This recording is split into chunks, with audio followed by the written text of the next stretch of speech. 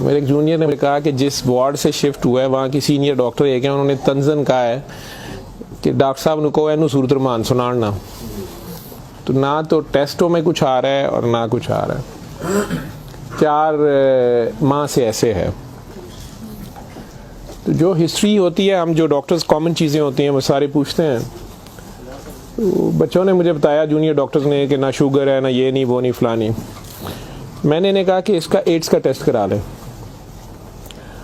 तो बच्चों ने कहा कि जी पिछले साल इसका एड्स का टेस्ट मेयो हॉस्पिटल में हुआ था, तब भी इसको इसी तरह डायरिया लगा था और वो नेगेटिव है, और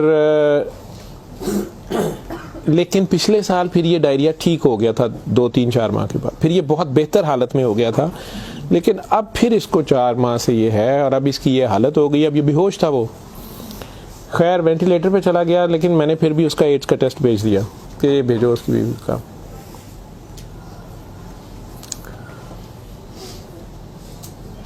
सूरा रहमान हमारे आईसीयू में वैसे ही लगती है, सुबह दोपहर शाम, कई बार मिस हो जाए, दिन में कम से कम एक बार ज़रूर लग जाती है। कोई ना कोई डॉक्टर नर्स ड्यूटी अपनी समझ के इसको लगा देते हैं। वो भी लग रही थी, सारे पेशेंट्स थे। जहाँ तक जितनी मेरी याददाश्त साथ देती है कि तीसरा दिन था तो मेरी जूनियर डॉक्टर का मुझे फ़ोन आया, बड़ा पैनिकी। उसने कहा कि सर ये पेशेंट जो है इसकी हालत तो ख़राब ही है, वैसे ही है, बेहतर नहीं हो रहा ये वाला पेशेंट। इस पर अचानक एक चेंज आई है कि ये सूरा रहमान जब भी लगती है, मैंने नोट किया है, लेकिन नर्सेज सुबह से बता रहे थे, लेकिन मैंने ये नोट किया अब कि जब भी लगती है इसके नाक और मुंह से वैसे उसके पाइप डाला हुआ था, फेफड़े, हम सांस उसको मशीन, सांस वाली मशीन से जो है ना वो उसके लिए पाइप डाला हुआ था, नाक में भी एक नाली थी मैदे के लिए, बेहोश था। उसने कहा जी इसके नाक में से सुंडियां उबलना शुरू हो जाती हैं बाहर को, और नर्सेज इसके ऊपर ड्यूटी करने से तंग हो रहे हैं। तो अब शक्कर एक मशीन होती है जिससे हम मरीज के अंदर से एक बलगम निकालते हैं जो नेगेटिव प्रेशर से सक करती है। तो सर इसको हम सक करते हैं, लेकिन ये नहीं समझ आ रही कि ये कहाँ से आ रहे हैं। मैंने कहा इसके मैदे से खींच के देखे, उन्होंने कहा जी उधर से नहीं आ रहे। मैं जी इनकी सांस वाली नाली से आ रहे हैं, जी उसमें से भी नहीं आ रहे। लेकिन जब सूरा रहमान बंद करते हैं ये ख़त्म हो जाते हैं, ये बाहर नज़र नहीं आते। यहाँ हमारी हड्डियों में खाली जगह होती है, उन्हें हम साइनस बोलते हैं डॉक्टर्स। तो मैंने कहा यार फिर इसके ये साइनस से आ रहे हैं, और मेडिकली हम इसे मैगट्स इन्हें कहते हैं। हम शुगर का मरीज़ बेचारा आखिरी स्टेज पे, कई बार उसके ज़ख्म बहुत ख़राब हो जाए तो उसमें कीड़े कई बार पड़ जाते हैं इस तरह। लेकिन ये चीज़ मैंने नहीं सुनी थी, और ना ही उसकी कोई, ना वो शुगर का मरीज़ था ना कुछ और था। मैंने डॉक्टर साहब से कहा कि आप जो है ना इसका ये तो अब एंटीबायोटिक्स जा रही हैं, सारा कुछ जा रहा है, वैसे इसके एड्स के टेस्ट का पता करें वो कब तक आएगा। तो मुझे लग रहा है कि इसकी क़ुव्वत मुदाफ़ियत कोई नहीं है, और ये कीड़े इस तरह पड़ गए। अगले दिन जब मैं राउंड पे आया तो मुझे एक और कहानी पता चली। उन्होंने कहा जी कि इसकी बीवी जो है ना उसने कल रात को हमारी स्टाफ से लड़ाई की है, और वो क्रिश्चियन हमारी जो स्टाफ है नॉन मुस्लिम, शायद उन्हें बड़े गुस्से में उसने कहा कि तुम लोगों ने हमारा मरीज़ ख़राब कर दिया और कीड़े डाल दिए हैं, आप लोगों की केयर अच्छी नहीं है। थी वो बिल्कुल लोअर सोशियो इकनॉमिक स्टेटस से, पुअर, जो अनपढ़ तबका जिसे कहते हैं।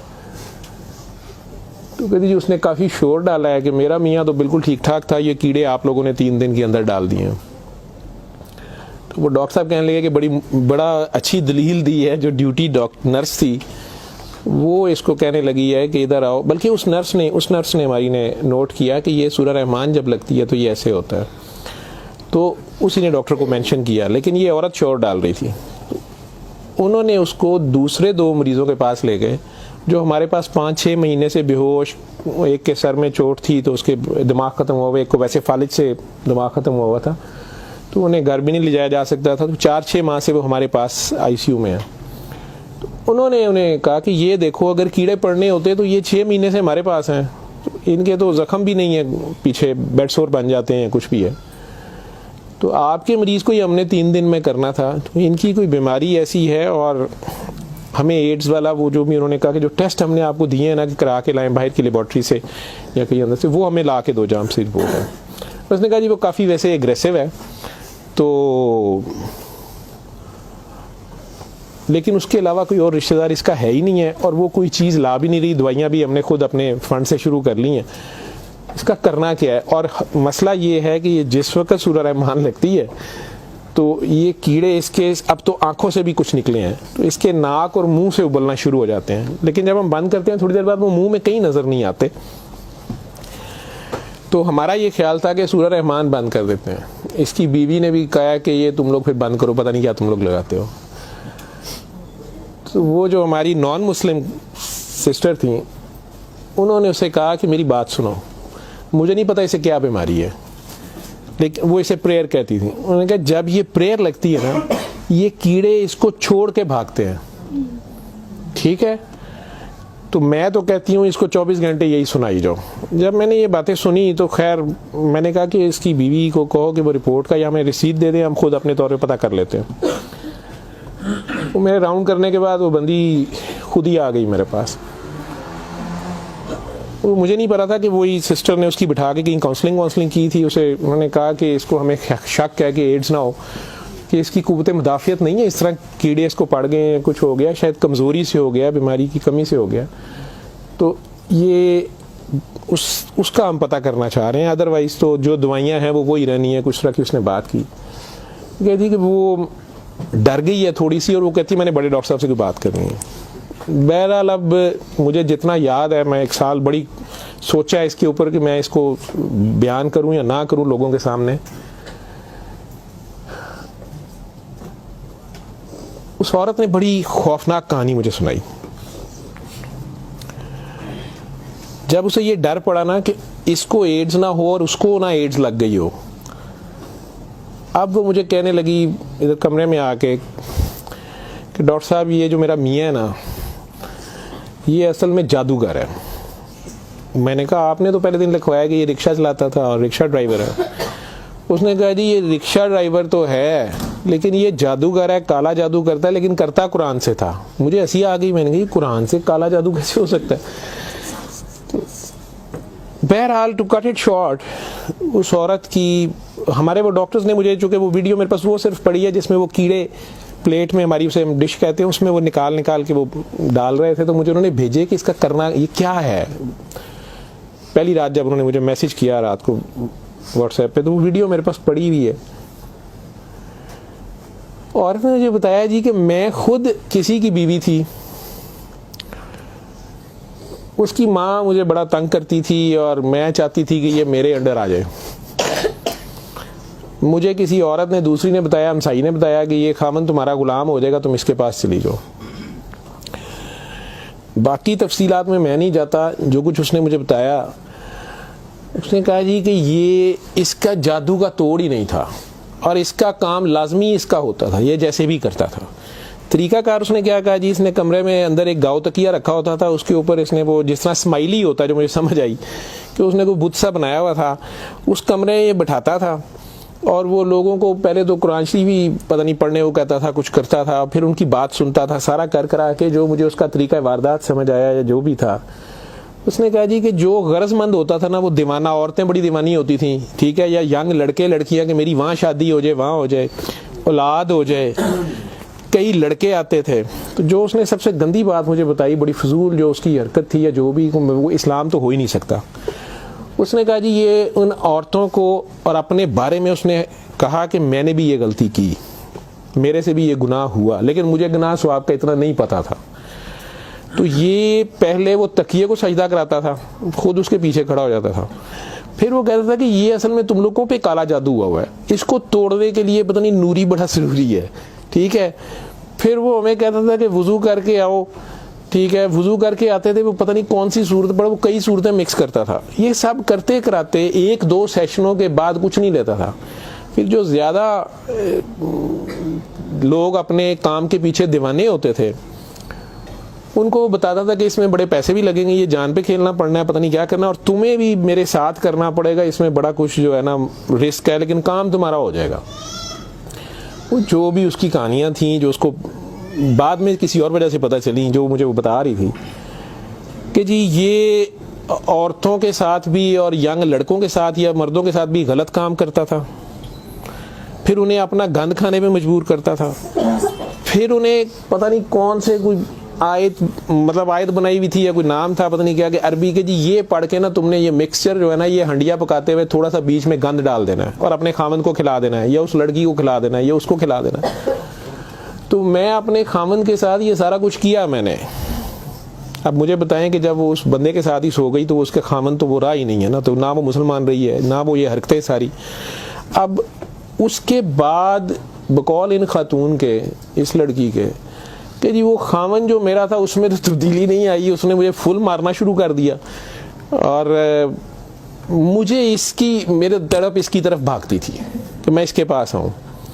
तो फिर मैंने इसके पास वैसे आना शुरू कर दिया कि मैंने तुम्हारे साथ शादी करनी है, मैंने उधर से तलाक लेनी है, मैंने ये करना है वो करना है।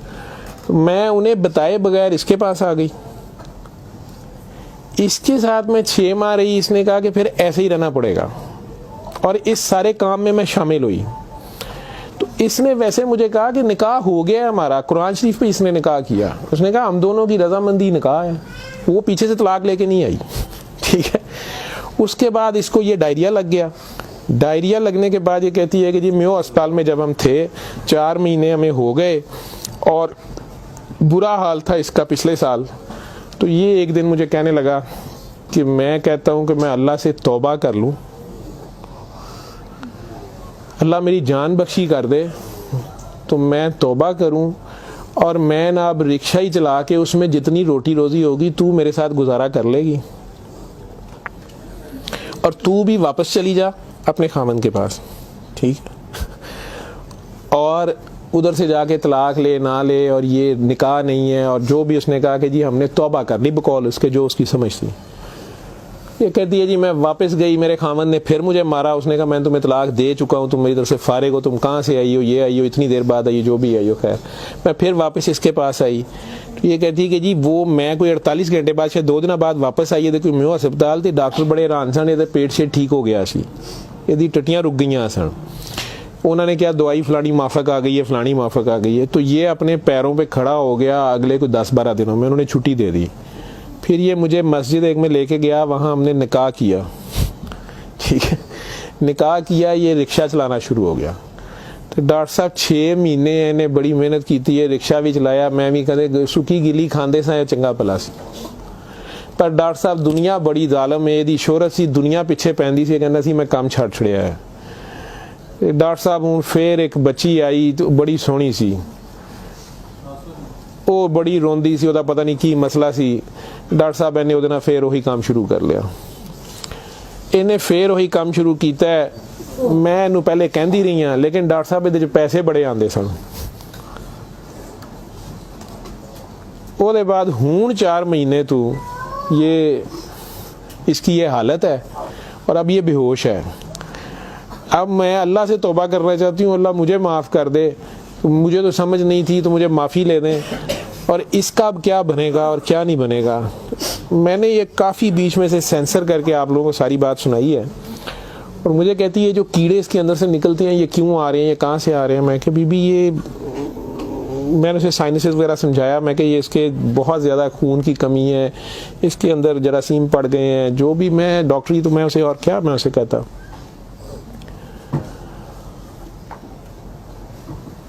और उस वक़्त सारी बात सुना के तो उसने वो रिपोर्ट अंदर से निकाली, और मुझे कहती है जी ये रिपोर्ट में तो इसको HIV की रिपोर्ट थी कि जी वो उत्थे रिपोर्ट वाले मैनू कहा है कि डॉक्टर साहब फौरन जाके दिओ, तो तुसी वो लैबोरेटरी में कहीं पूछती रही।